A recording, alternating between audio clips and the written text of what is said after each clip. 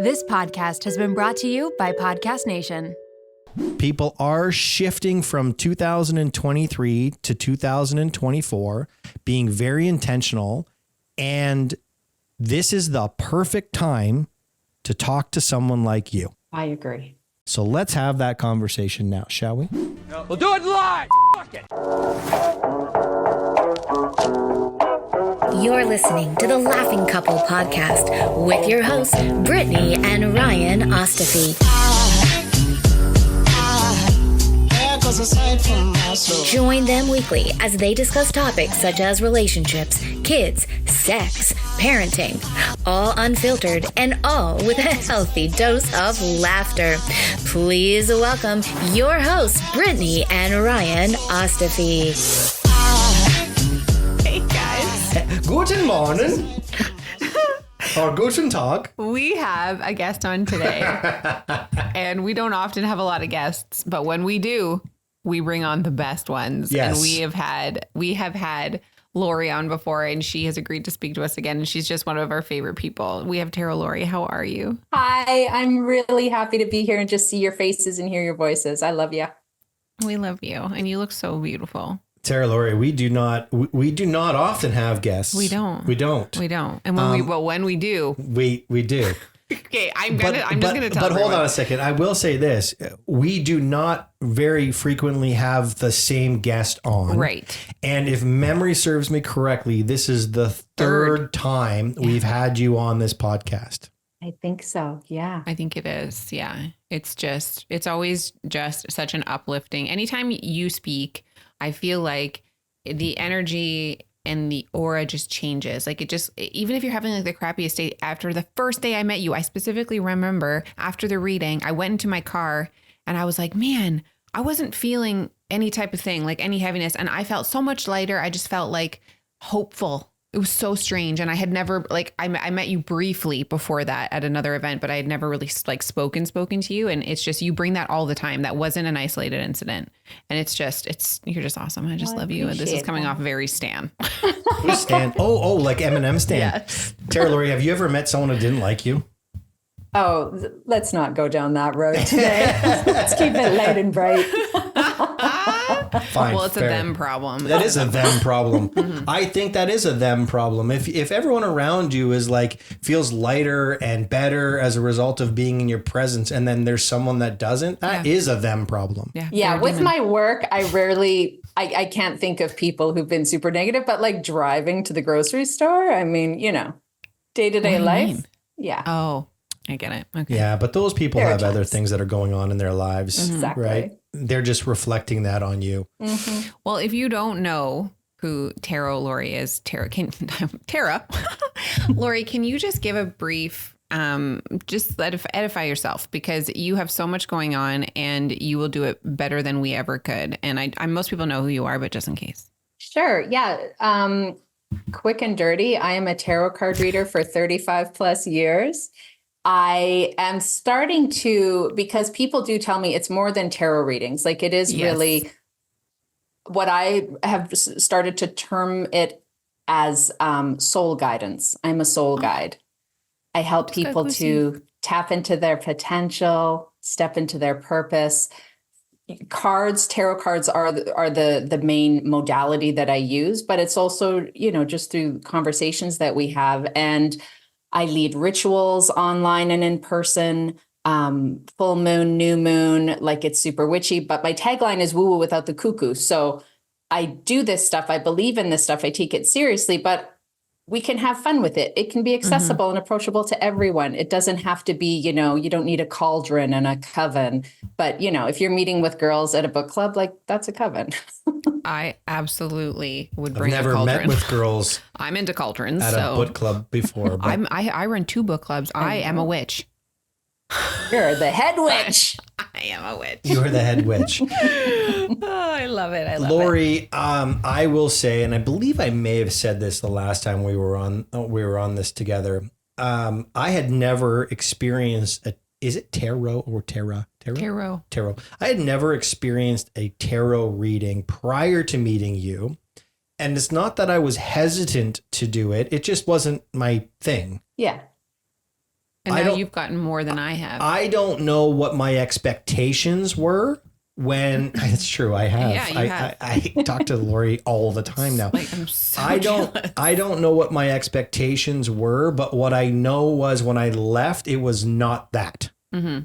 I received something from you that I felt was not tarot readings. I felt like I got life coaching from you. Mm-hmm. You did not know me, but you spoke to my core. Your soul. And when Brittany says she felt lighter, what I love about what Brittany said was she didn't realize she felt heavy until she felt lighter. Mm-hmm. Yeah. And that's what you do. And you are such a gift to this world. And anybody who's listening to this who has not connected with Lori, may I invite you to do so. And today on this podcast, what we're going to talk about, one of the things we're going to talk about, multiple things we're going to talk about, is the fact that this is a new year. People are looking for New Year's resolutions. New Year's intentions. People are shifting from 2023 to 2024, being very intentional. And this is the perfect time to talk to someone like you. So let's have that conversation now, shall we? Yes, let's do it. Shall we go for it? Shall we go for it? Celine. Okay. So I quote her way too much.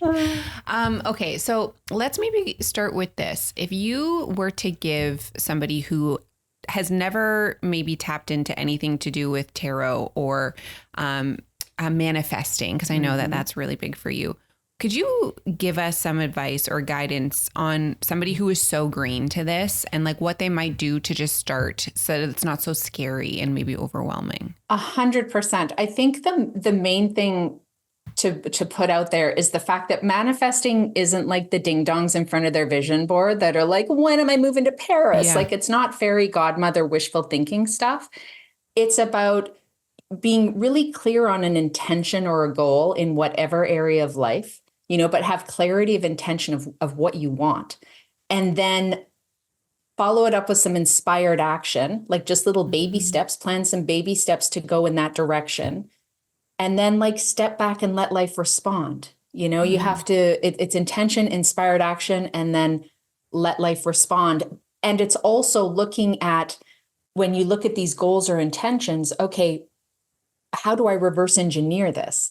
Like, what changes do I make today to be in this position tomorrow? And again, it's not just the external actions, but it's the limiting beliefs, the false narratives, the toxic relationships, being able to recognize the internal shifts that need to happen to help you transition from where you are to where you want to be. And like, do a vision. I got a vision board that I can see from where I'm sitting right now. Like, I'm a fan of that stuff, but it's not about flipping through a magazine and being like, oh my God, Aruba, and putting that on the vision board. It's more like, how do I want to feel? What kind of life do I want to be living? How can I best express myself in my family, my community, the world, and looking sort of bigger picture. And then the Aruba thing sorts itself out as a byproduct. It's not so much the goal.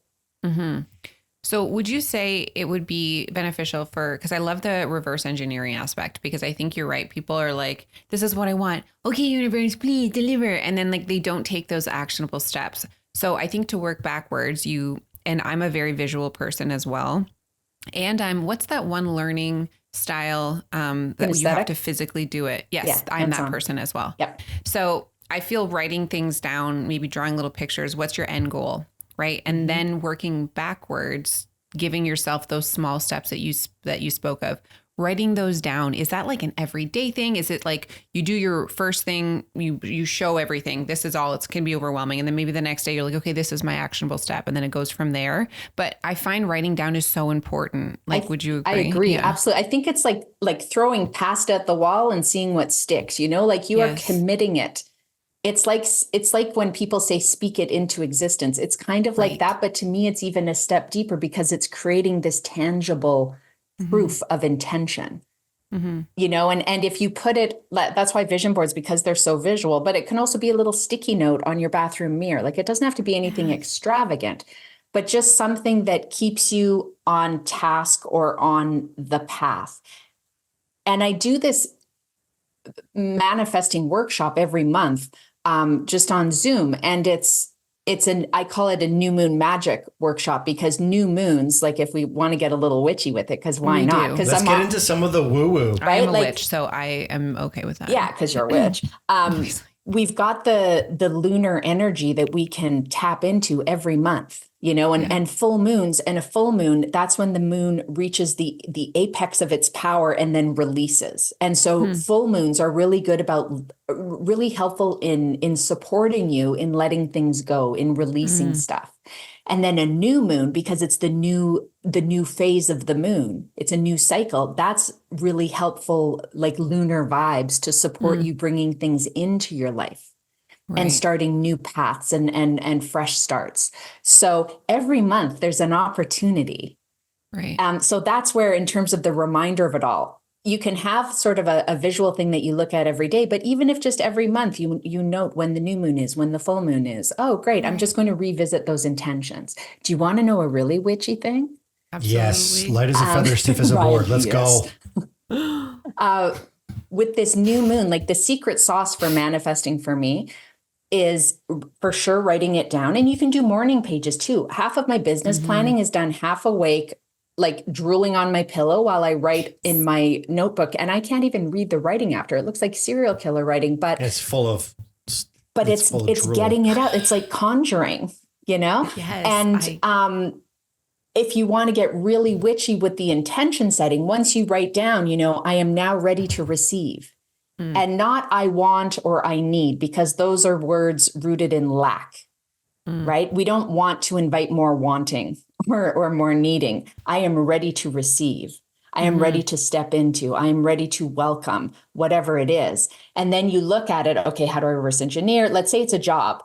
It's not just, I want to work at this company, but I am ready to work in a job that inspires me, challenges me, it pays me a very generous salary, lets me work from home, whatever the thing is. And then you look at, okay, I need shoes for the interview. I need to juice up my resume, but I also need to look at what negative stories I've been telling myself about the value I can bring to a company, or what limiting beliefs I have about money, So it's the internal and external exploration and action. And then you're going to take that piece of paper after you've done all your introspective pondering. You're going to take that piece of paper, slide it under your pillow, or put it in your pillowcase and sleep on it. And then the next time you do the laundry, you're not going to throw it out or burn it. You're going to maybe stick it back in there to keep cooking, or put it in a nightstand drawer, but you just kind of hang, or put it on an altar, or stick it on your dresser. Or eat it. Sure. If you're called. I truly thought that's what you were going to say. You're going to crumble it up and then you're going to eat it. I like the pillowcase idea more. But you hang on to it. And that's the exercise that the witch, like legit broom-toting, spell-casting, crystal ball gazing witch who mentored me on tarot, she gave me this exercise. She would have called it a spell. And I've been doing it for decades, and I've been telling people to do it. And I've seen myself and people I know how powerful and potent it is. Because that's the key to rituals. Rituals aren't magic in terms of making things happen. They're magical in the way that they empower you and support you in making the thing happen for yourself. Right. I remember a story. Jim Carrey said this on Oprah. My mom was a big fan of Oprah, so I watched it all every time I came home from school. But I remember him saying that he was flat broke, and he wrote a check to himself for $1 million and post-dated it a year from the time he wrote it and kept it in his wallet. And almost to the day that check was post-dated, he was given Ace Ventura. And which made him a millionaire. And it was the same amount. Yes. And I remember another story, because I used to watch this, how the story was like how the lottery changed my life. And this woman. Oh, yeah. I remember. And this woman wrote out $26 million and put it under her pillow and won $26 million. So there is something in terms of creating the intentions and having this vibrational energy that is living in a future fulfilled that does come back to you.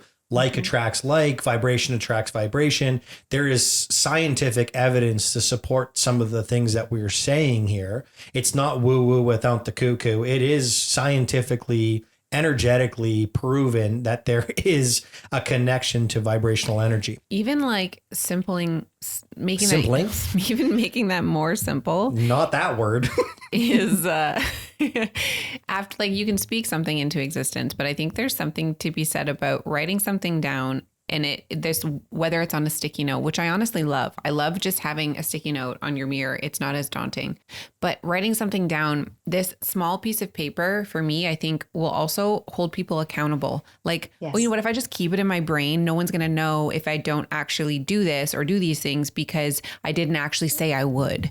You know what I mean? So there's something about And it's putting also it on like paper. you're committing to it, which is, there's an underlying thing of not only am I putting faith that it is possible, but I'm putting faith in myself.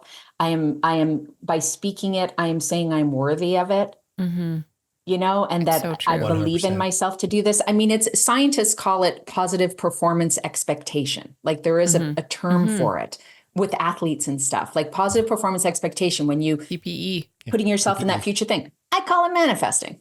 Yeah, I love that. So for me, I have spent a considerable amount of my life as an adult working on personal growth and personal development.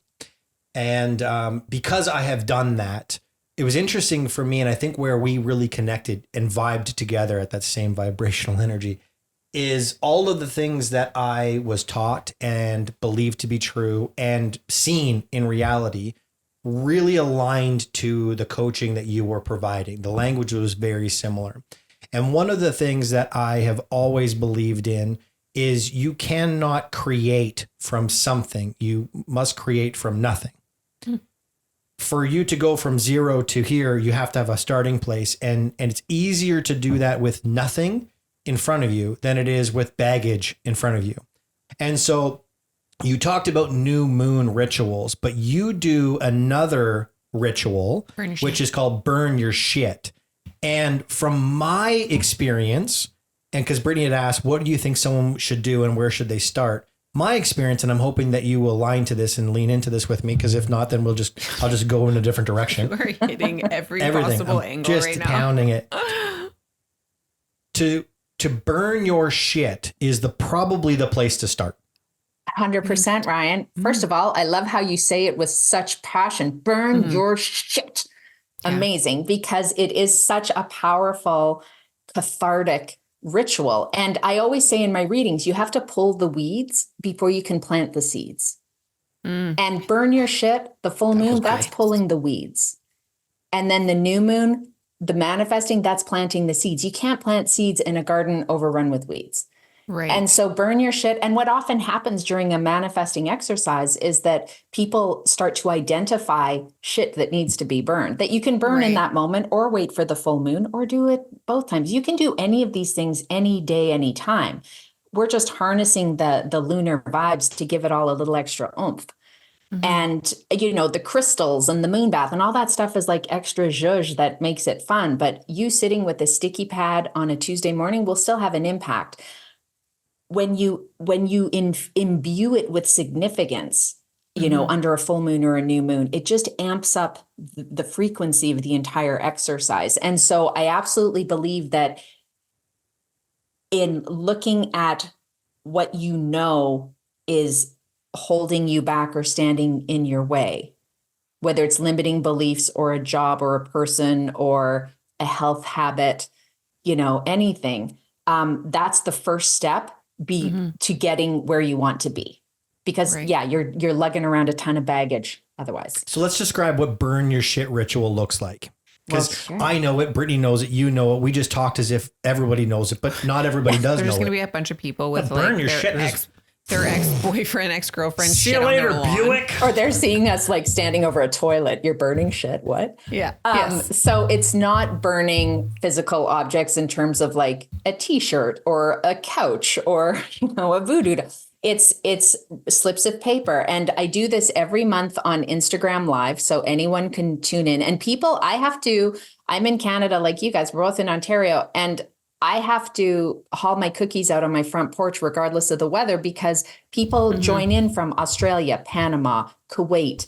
I've had India, Utah, Alaska, like all over the world. It's this wild. collective coven, and we're just writing down on slips of paper what we're ready to release. And there's a little grounding exercise at the beginning to help people come up with what they want to release. But what I've started doing, because I've been leading these rituals for decades, and with COVID, it all went online, just like everything else. And so that's where it really took off, like internationally. And what I found, because I asked people to send me stuff that they want me to burn on their behalf. Right. And I will often reframe it. And that's where sort of the woo-woo channeling of it all comes in, because I'll be like, is it this or is it this? You know, and, or I'll compile, many people will send, I mean, there are commonalities for sure. Like 50, % of them will be like, 1 month will be, I want to get rid of fear.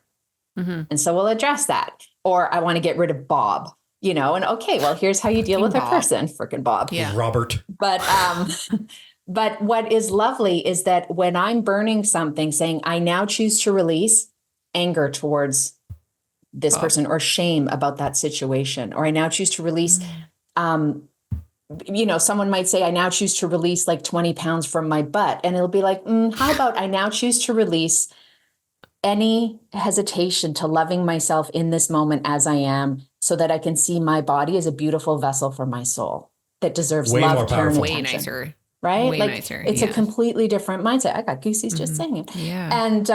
And what happens is, if I'm reading that and you're watching at home on your phone thinking like, oh God, it's like I wrote it. And then someone in Denmark who sent it in to me is feeling it. And then I'm feeling it too. We are all collectively releasing it. It's like a vicarious release. So it's this beautiful experience. And honestly, we've done really heavy stuff. Every month is different. People have written in with, about like cancer diagnosis and accents and stuff, but it's not a downer. It's not a bummer. You leave that experience. It's like an hour, 8 p.m. Eastern, every full moon, you feel lighter. Can I ask you a question? I know you have run burn your shit rituals in person. I know you've done those before. Yeah. Is it possible? Because I mean, all of this, like you say, it's releasing. So you're physically releasing an energy after, like, you feel light or whatever.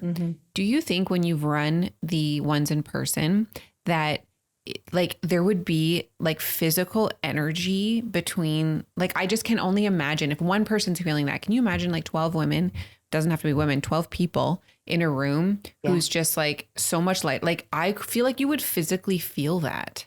Like, because 100%. It's energy. Is that a stupid question? It's not stupid at all. That's the whole point of it. I mean, what blows my mind is how it is that online too. Yeah. But in person, it's very much, because also I'm in front of you holding a cauldron, which is like, a lovely little tin from dollar store, let's be honest. Yeah. And I'm having you read your thing out loud. I now choose to, and your hands are shaking and you might be tearing up, because it's like powerful. Like, you're speaking this thing that you're like, I am done with this. And then you light it on fire. And as it starts to burn and you watch those words disappear, you say, and so it is. And doesn't the burn marks, because we've done this before, and you say how things burn, because sometimes the paper burns differently, can be very telling. It's wild. Sometimes it goes up in a big whoosh. Sometimes it lights and goes out, lights and goes out, lights and goes out. Like, it's stubborn because it took decades to embed in you. So it might take more than one full moon to go. A couple of months ago, it was wild. People on the Instagram Live, I'm like, are y'all seeing this or am I hallucinating? Because every flame, and I use the same, like, I don't know, Costco office paper, like printing paper every time. These flames were shamrock green. Every flame was the most brilliant green. It was unbelievable. People were like, what is happening? It was really, really wild. And sometimes, I mean, I had this biker guy come for a reading like 15 years ago to my house, and he was desperate because he hadn't slept more than 3 hours in like a year and his marriage was falling apart, blah, blah, blah. And so that's why he came to me, because he was desperate. And it came up through the thing, you need to burn your shit. And a full moon was coming up. And so he said, okay, I'll go do that. And he's like on the shores of Lake Ontario in Hammertown, because I mean, he looked like a Sons of Anarchy extra. Like he was a major biker. And it turned out it wasn't his current wife, but the relationship before, that he hadn't spoken to this woman in like 20 years, didn't know if she was dead or alive, because they didn't have kids or anything, but it was still weighing on him. And so he burned all this other shit. It went up, whoosh, whoosh, whoosh. And then he had a picture he'd printed out on the same paper and went to like, okay, Barb, I now choose to release you. Went to light it. It wouldn't light. Like it wouldn't light. And then he realized, because he called me after to tell me, he realized that he wasn't giving it enough ceremony, enough ritual. So he said, Barb, I now release you from this lifetime, past lifetimes, future lifetimes. I release you to a life of love and joy, and myself the same. I release everything that we are in this life, whatever he said. And then he went to light it, and it was like it had been dipped in lighter fluid. Like it went whoosh so fast that he dropped it, and it like burned at his feet. And then he went home and slept for like 17 hours. That's incredible. Can you share, like jumping not back, but more towards the manifestation, can you share like maybe one or two stories that people have shared with you after you've guided them in manifesting, just to be like, and then this happened, like say so-and-so asked for this, they did this, and then it happened. Do you have any like cool stories? I'd love to hear 100 stories. Okay. So one of them, there's a woman who's done a couple of manifesting, and people repeat the workshop with me too, which I think is super cool and telling, because it works, you know, they're seeing it work. So one woman, she lived in the States. She was like in her 50s, and she was on her own. Her kids were grown, divorced. And she thought, I just want to live in Europe. I do not want to be living here. I don't know what I'll be doing in Europe, whatever. But that was her intention, living abroad. And she did sort of like life coaching kind of stuff. Like I'm not even sure exactly what her job is, but it would allow for like remote work. Right. And she did this workshop with me. A year later, she joined again, and I hadn't heard from her or anything.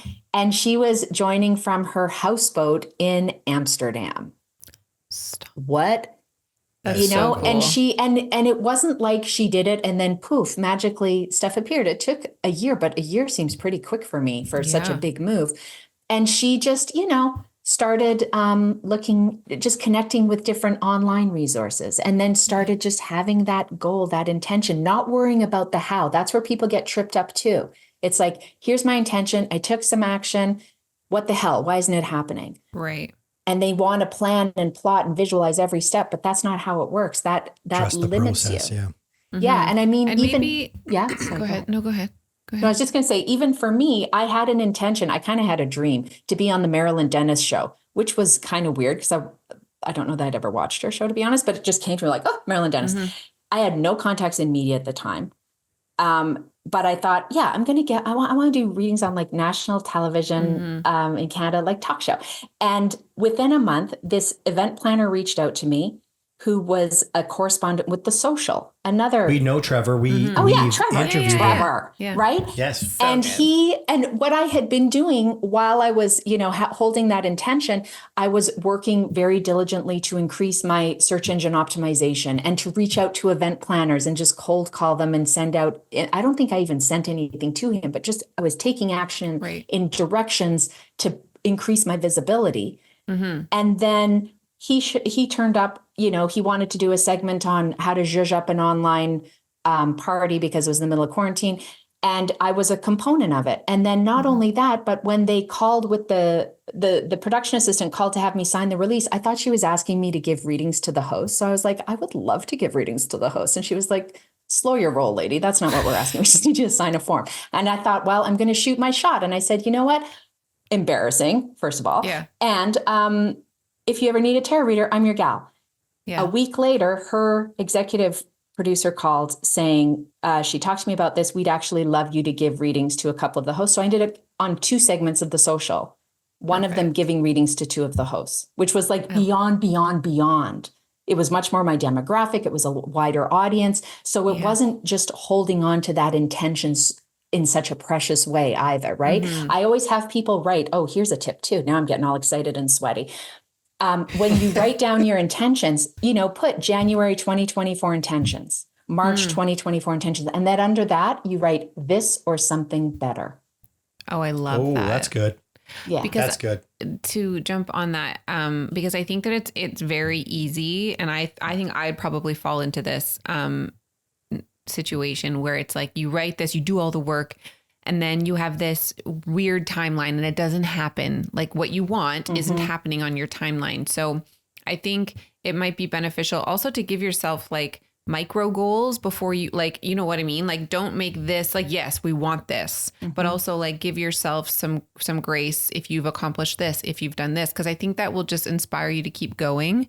And it wouldn't be so hard not to be able to reach this, because a timeline, like you said, a year, that's actually so short to be living abroad on a boat. But possible. Yep. But giving yourself, I love that, like January intentions, March, and like that is, I think, more feasible and possible for a lot of people, even just to start out. I think the biggest problem, if I would use it, problem sounds like there's a morality to it. So problem, for lack of better words, Issue? The thing that makes it ineffective or inefficient, that's it. The thing I think that is the most inefficient with human beings is we do not live with intentionality. Our choices, our decisions, our actions, our language, it's not intentional. When you are intentional, things move really quickly.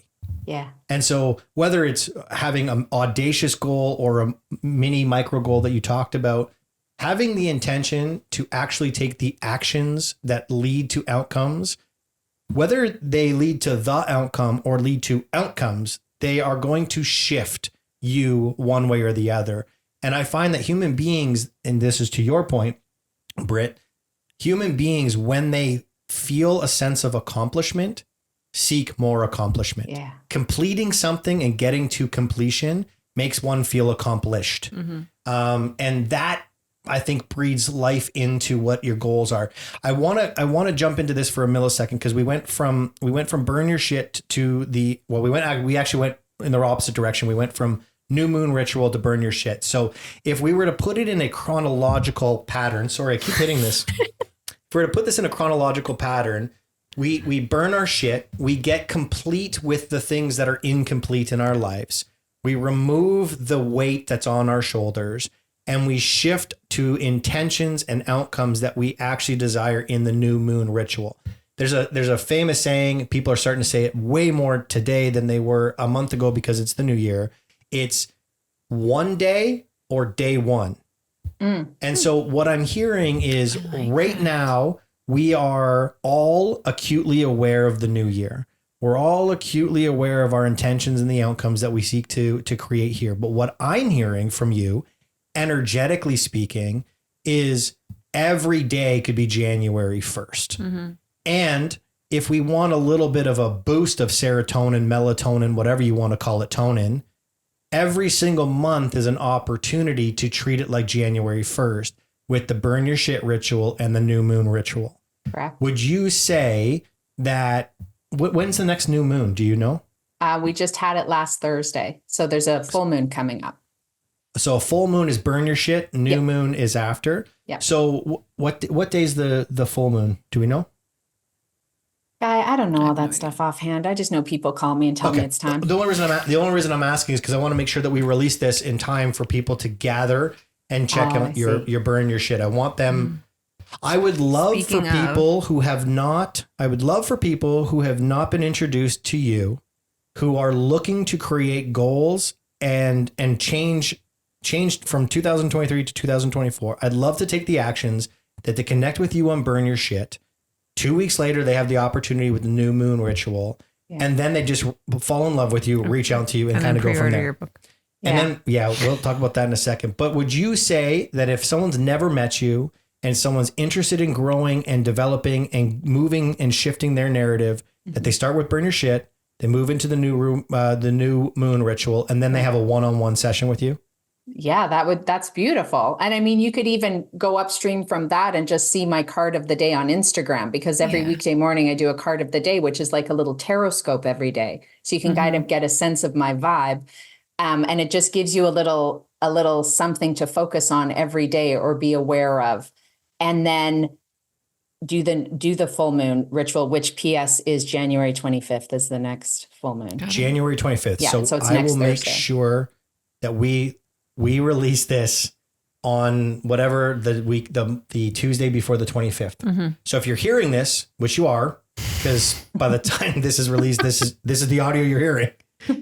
On the 25th, how do they reach you? How do they get a hold of the Burn Your Shit? Yeah, so it's my Instagram. It's always on Instagram Live. So anyone, you just doink on the little thingy for Instagram Live. And my Instagram handle is tarot.lori. So it's TAROT.LORI.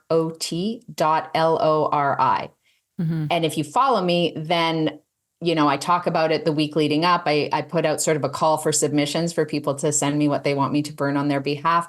And then when I go live, the little circle thing will show up on top and you just click on it and there I am. Perfect. Now, speaking of Burn Your Shit, go ahead, Brittany. Oh, I just really wanted to be very excited because Lori's an author.